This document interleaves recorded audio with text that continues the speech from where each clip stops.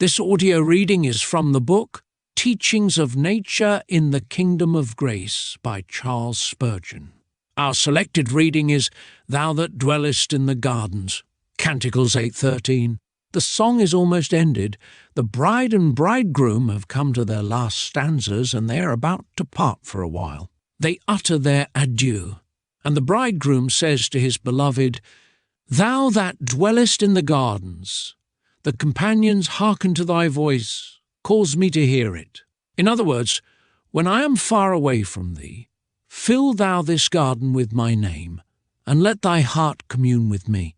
She promptly replies, and it is her last word till he cometh, Make haste, my beloved, and be thou like to a roe, or to a young hart upon the mountains of spices. These farewell words of the well-beloved are very precious to his chosen bride.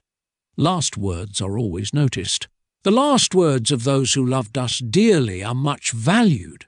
The last words of one who loved us to the death are worthy of a deathless memory. The last words of the Lord in this canticle remind me of the commission which the Master gave to his disciples ere he was taken up, when he said to them, Go ye into all the world, and preach the gospel to every creature.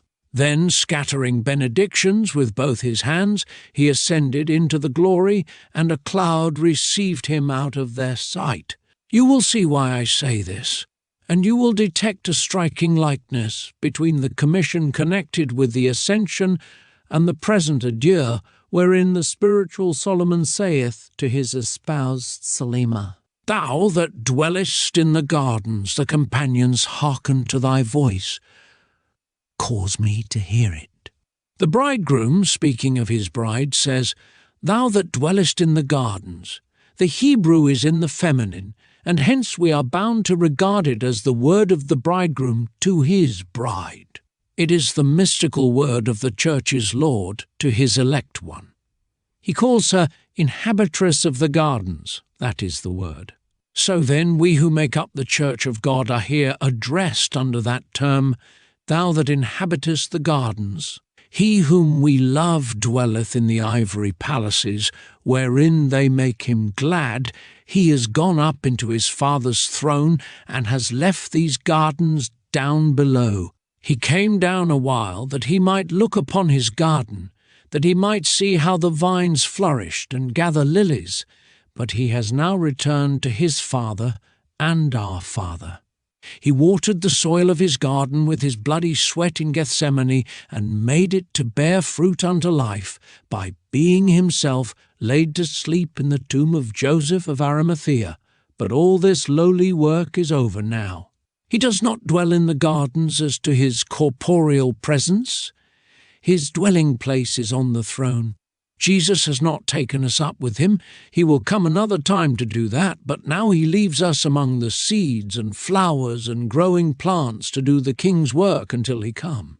He was a visitor here, and the visit cost him dear, but he has gone back unto the place whence he came out, having finished the work which his Father gave him.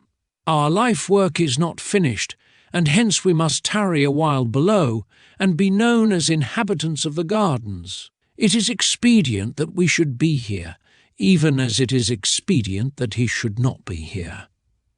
God's glory is to come of our sojourn here, else he would have taken us away long ago. He said to his Father, I pray not that thou shouldest take them out of the world, but that thou shouldest keep them from the evil. He himself is an inhabitant of the palaces, for there he best accomplishes the eternal purposes of love, but his church is the inhabitress of the gardens, for there she best fulfills the decrees of the Most High.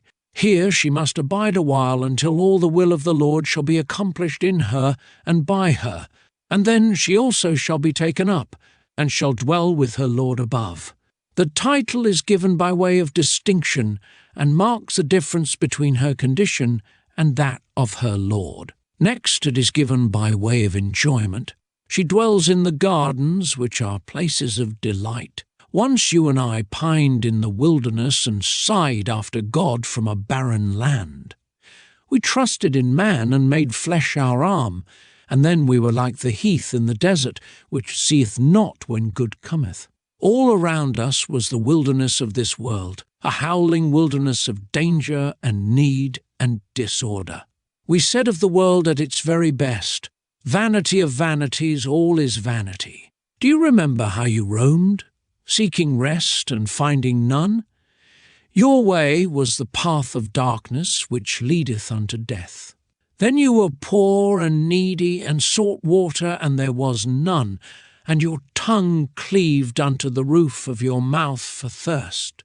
Then came the Lord who bought you, and he sought you until he brought you into the gardens of his love, where he satisfied you with the river of the water of life, and filled you with the fruits of his Spirit. And now you dwell in a goodly land.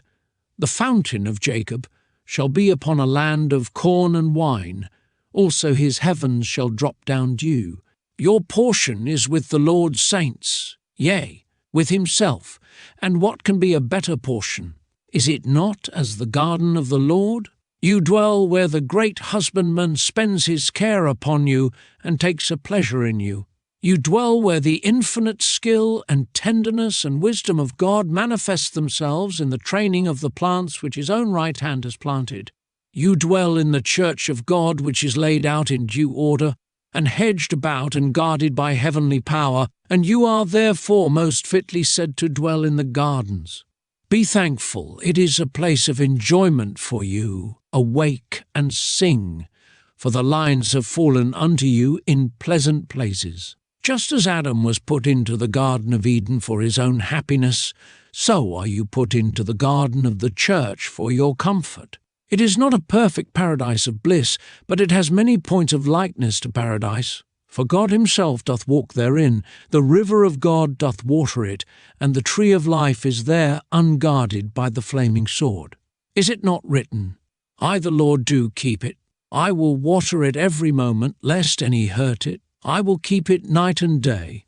Although you are distinguished from your Lord by being here while he is there, yet you are made partakers of his joy, and are not as those who are banished into a salt land to die in desolation.